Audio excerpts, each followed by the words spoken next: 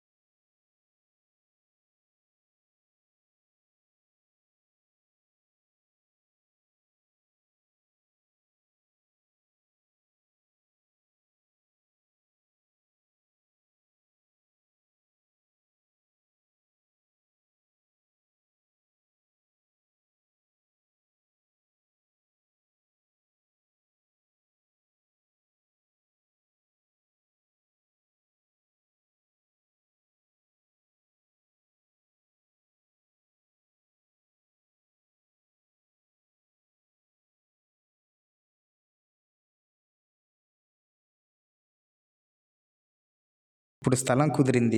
Company పెట్టడానికి కోట్లు కావాలి. కానీ అంత డబ్బు ఆ రోజులు మన భారతదేశంలోని బ్యాంకులకి అంత డబ్బు ఇచ్చే స్తోమత లేదు. మరి ఎలా చేయాలి? విదేశీ బ్యాంకులని అడిగి చూశారు, కానీ వాళ్ళు ఇవ్వలేదు. విదేశీ బ్యాంకులు రుణాలు ఇవ్వడానికి నిరాకరించినప్పుడు డోరాబ్జీ టాటా గారు సామాన్య భారతీయుల ప్రజల నుండి పెట్టుబడి సేకరించారు. కేవలం 3 వారాల్లో 8,000 మంది భారతీయులు కలిసి 2,30,00,000 రూపాయలు పెట్టుబడి పెట్టారు. అలా మన భారతదేశంలో మొట్టమొదటి స్టీల్ కంపెనీ ఏర్పాటైంది.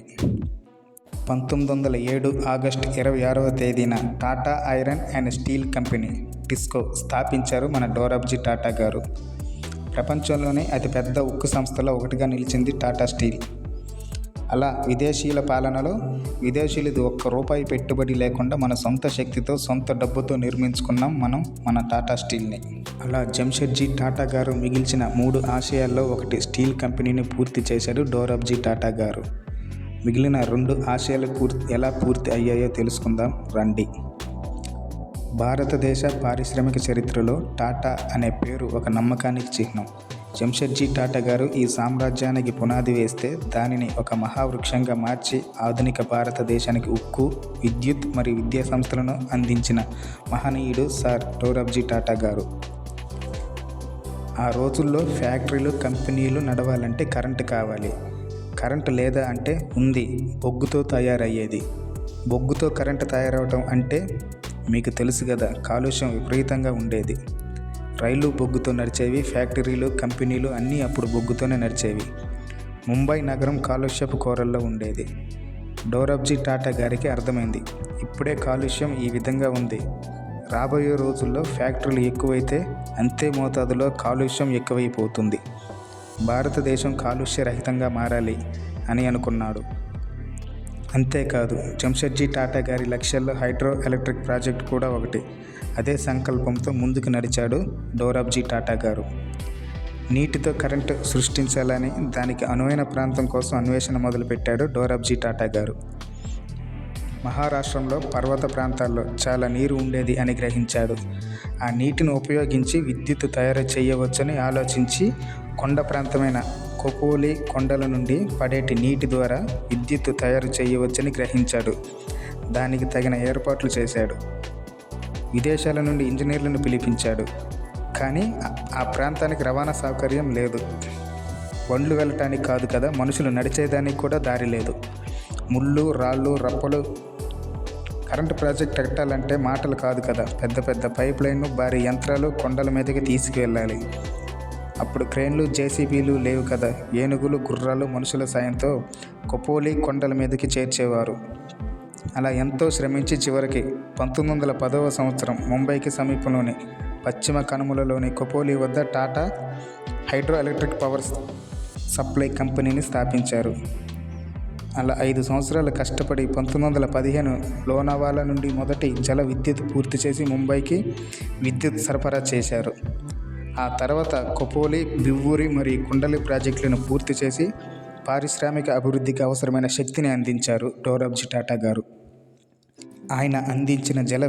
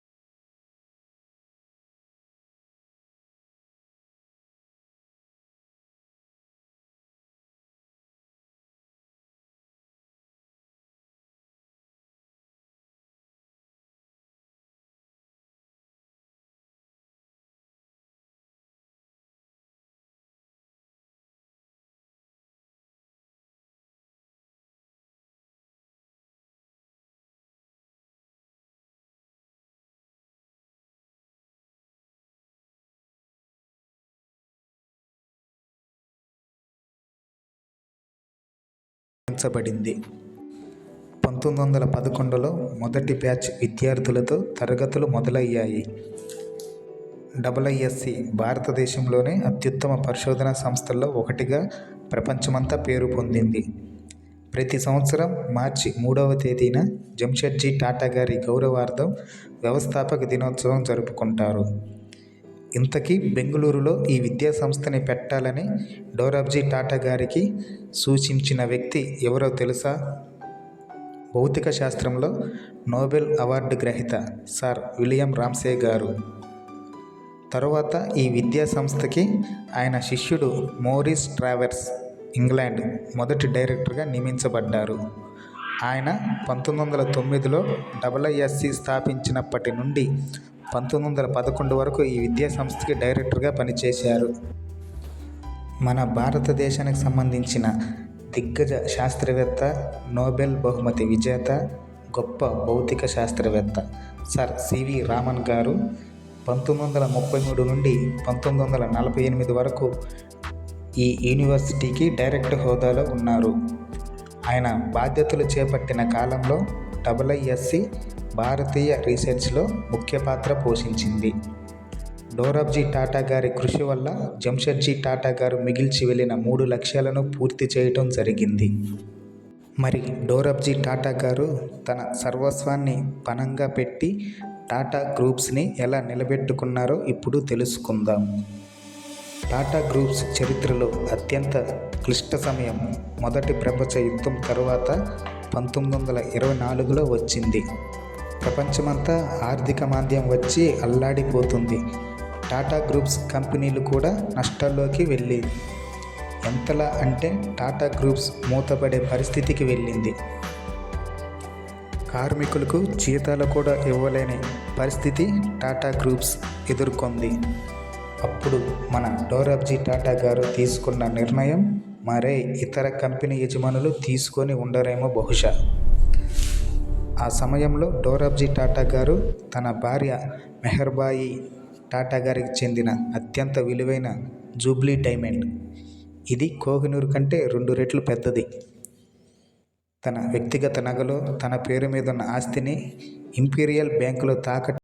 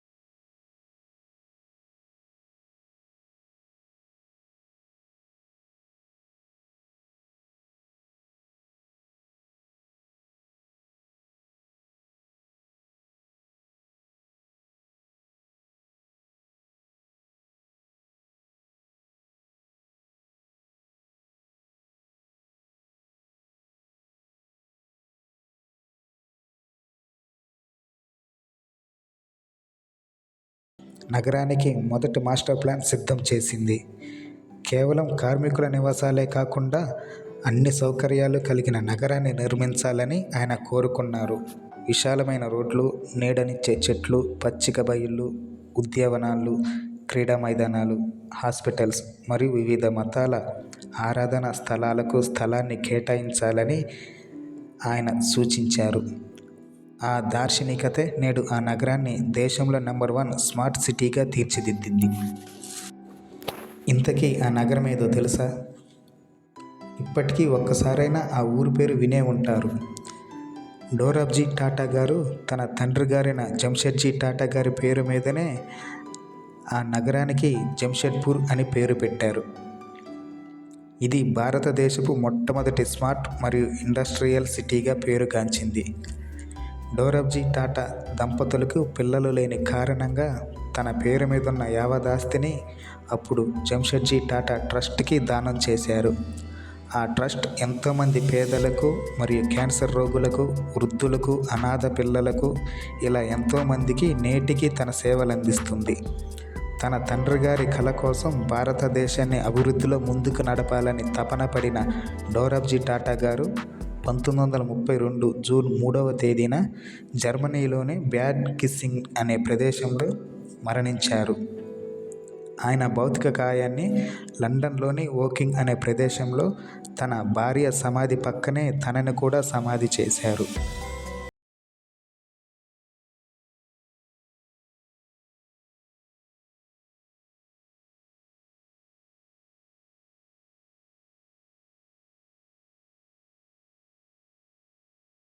మెచ్చి అత్యుత్తమ పురస్కారమైన సర్ అనే బిరుదునిచ్చి సత్కరించింది. ఒక మహనీయుడి శకం ఇంతటితో ముగిసింది. టాటా గ్రూప్స్ గురించి చెప్పాలంటే ఇంకా ఎంతో ఉంది. ఇప్పుడు మనం తెలుసుకున్నది కొంచెమే. జంషెడ్జీ టాటా గారు మరియు డోరాబ్జీ టాటా గారి తర్వాత టాటా గ్రూప్స్ యొక్క బాధ్యతలు తీసుకున్నది ఎవరు? ఎలా వారు టాటా గ్రూప్స్ని ప్రపంచంలో అత్యుత్తమ స్థానానికి తీసుకువెళ్ళటానికి వారు చేసిన కృషి ఏమిటి అనేది తర్వాత తెలుసుకుందాం. వీడియో మీకు నచ్చితే లైక్ చేయండి, షేర్ చేయండి, సబ్స్క్రైబ్ చేయండి. ఏమైనా తప్పులుంటే కామెంట్లో చెప్పండి.